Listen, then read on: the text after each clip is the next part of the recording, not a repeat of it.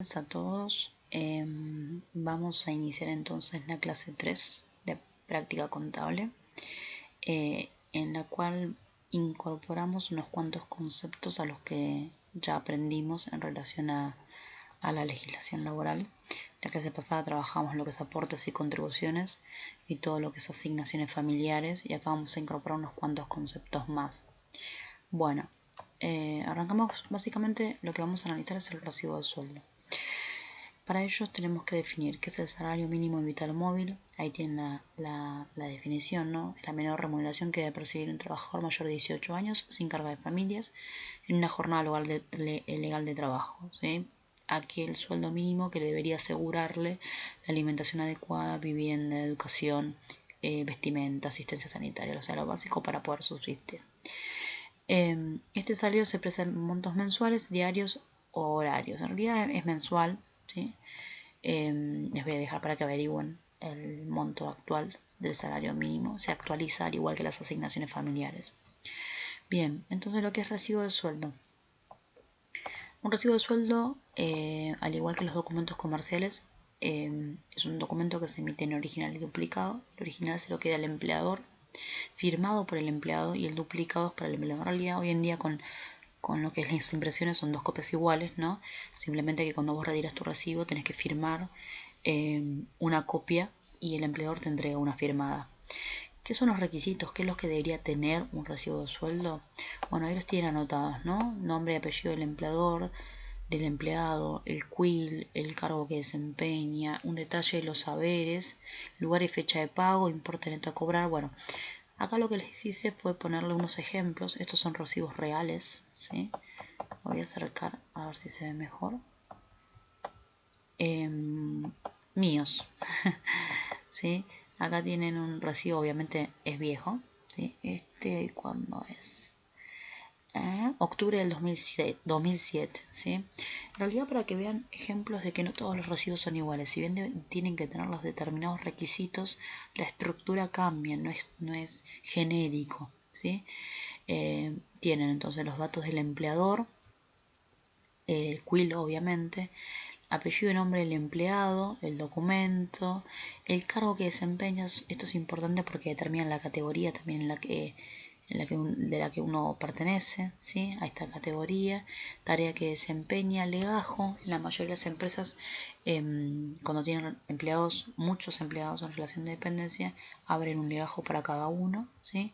Fecha de ingreso, obra social, ¿sí? Y después viene todo lo que sería, bueno, el mes obviamente de liquidación, lugar y fecha de pago, y todo lo que es el detalle del recibo, ¿sí?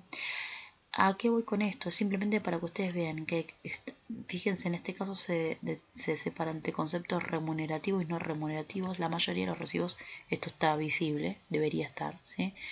Y después tienen códigos, que estos son internos de la empresa, en este caso, días trabajados, dice ahí, bueno, pagos, fíjense, por presentismo, por feriado, distintos acuerdos, y después tenemos lo que son los descuentos, que es lo que vamos a trabajar, lo que charlamos un poquitito ya, pero lo que vamos a ir trabajando clase a clase. Fíjense, por jubilación un 7%, esto es lo de PAMI, 3%, obra social, 3%, en este caso sindicato. Sindicato no es obligatorio, ¿sí? Es optativo, pero fíjense que si decidís tener un sindicato, es un descuento de tus aportes, un 2%. Bien, y después tienen entonces, se suma lo remunerativo, lo no remunerativo, descuentos en este caso, y se llega al total neto. Fíjense, este recibo es del 2007, es real, 1.169 pesos cobraba. Era muy pobre. Sigo siéndolo, nada más que en ese entonces. Ahora parece tan poquito ese dinero. Bien. Acá tienen otro recibo también mío. Este ya es del 2010. Pero fíjense que los encabezados siempre tienen los mismos datos, ¿no? El nombre del empleador, datos del empleado, la tarea que desempeña. La fecha de ingreso siempre está en los recibos. Esto es muy importante para la antigüedad. Legajo, ¿sí? Los datos de la obra social, y nuevamente este es un recibo recontra sencillito, pero el típico para entender lo que yo les decía, ¿no? Sueldo, acá dice haberes con aportes, haberes sin aportes, es lo mismo que remunerativo y no remunerativo. Y después, mira, es bien básico. Jubilación, descuento un 11%. Esto es lo de PAMI y lo de la obra social, ¿sí? En total suma un 17% de deducciones. Con lo cual, cuando miramos, me aparece el total de haberes aportes menos los descuentos, menos las deducciones, y ahí aparece el total a pagar. Forma de pago, banco, cuenta y siempre la firma del empleador, ¿sí? Insisto, los recibos cada uno tiene su propio formato, pero deberían estar medianamente los mismos datos que son obligatorios. Y acá tienen otro ejemplo, ¿sí? Que lo traigo acá porque este es un empleado de comercio, ¿sí? Empleado de mantenimiento. Y si bien el encabezado es obviamente muy similar, ¿no? Los datos de la empresa, legajo, nombre del empleado, datos, tarea que desempeña, puesto. Miren lo que es este recibo. Es un recibo real también, Fíjense, miren qué difícil de comprenderlo en relación al anterior, que era súper básico con el tema de los descuentos. Acá, al tratarse de un empleado de comercio, hay muchos acuerdos adicionales que obviamente dificultan la interpretación del recibo. Siempre tenemos, acá mira, lo nombra de otra forma, haberes remunerativos, haberes exentos. Siempre estamos de remunerativo, no remunerativo. En el caso anterior decía con aporte, sin aporte. Estamos hablando de lo mismo, ¿sí? Cambia la denominación, pero es lo mismo. Pero fíjense la cantidad de detalles que hay para interpretar, ¿no? ¿Por qué? Porque son adicional a la empresa, esta persona trabaja feriados, plus por feriados, en este caso vacaciones no otorgadas. Bueno, presentismo siempre está. Acuerdos del gremio que hacen que en este caso, en algunos casos, sume, y acá en este caso, por ejemplo, no, este es por días de vacaciones, ¿sí? Descuento. Con lo cual es mucho más difícil interpretar el recibo. No obstante, fíjense que lo que es jubilación, obra social, ¿sí? Se mantiene. Eso, lo de PAMI, ¿sí? Esos descuentos por aporte siempre están. Lo que pasa es que tengo muchos adicionales. Aporte al sindicato, nuevamente, 2%. Es más difícil de interpretar. Pero siempre llegamos a la misma conclusión, ¿no? Total de haberes remunerativos, exentos, y de ahí sale el total neto a cobrar. Bien, son 3 ejemplos simplemente para que ustedes puedan ver que no todos los recibos son iguales, pero que los datos o requisitos son los mismos. En cuanto a la forma de pago, existe en efectivo, con cheque o acreditando el importe en cuenta bancaria, que esta es la forma de pago más común.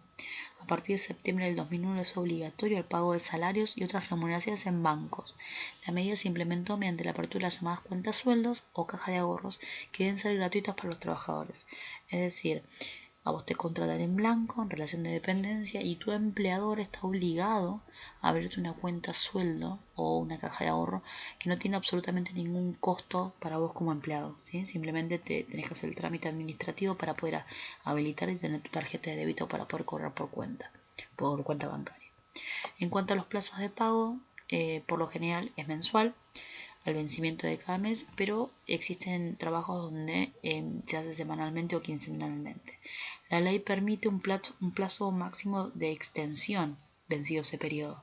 Cuando cobras mensual o quincenal, es al cuarto día hábil el límite en que te tienen que pagar. O sea, pero supongamos que el mes termina el 30, hasta el 4, suponete que es, no sé, domingo 30. Bueno, lunes 1, martes 2, miércoles 3, jueves 4 es el límite para que te paguen. Días hábiles, ¿sí? Los días hábiles son de lunes a sábado. Y si cobras semanalmente son 3 días hábiles. En cuanto a la jornada de trabajo, bueno, esto es lo estipulado, lo genérico, ¿no? Menores entre 14 y 18 años pueden trabajar 6 horas diarias o 36 horas semanales. Mayores de 18 en jornada diurna, es decir, de día, son 8 horas diarias o 48 horas semanales. Con tareas insalubres son 6 horas diarias o 36 horas semanales, y con de jornada nocturna también es considerada como tarea insalubre, ¿no? Por eso se considera que se deben trabajar 7 horas diarias. Bien, hasta ahí la teoría. En este caso entonces van a tener para hacer, les dejo para hacer el primer trabajo práctico de práctica contable que va a incluir lo que vimos hasta ahora. Entonces tienen una actividad relacionada con la clase 1, que es el cuadro que habíamos visto donde tenían que clasificar, ¿sí?, distintos oficios. Nosotros lo habíamos hecho con un trabajador de la construcción, me acuerdo, y con un abogado. Según quién lo realiza, según la tarea, según la actividad y según la relación laboral. Tienen que mirar el cuadro e ir completando esta planilla. El segundo punto tiene que ver con indicar si es remunerativo o no remunerativo, y en el caso que me digan que es remunerativo, ir al cuadro que vimos e indicar de qué tipo de remuneración se trata, ¿sí? Si es por otros motivos, si es por tiempo, ¿sí?, que esto lo habíamos practicado ya. Después tienen un verdadero o falso relacionado con aportes y contribuciones y asignaciones familiares. Recuerden justificar las falsas, porque si no, no es correcta la respuesta.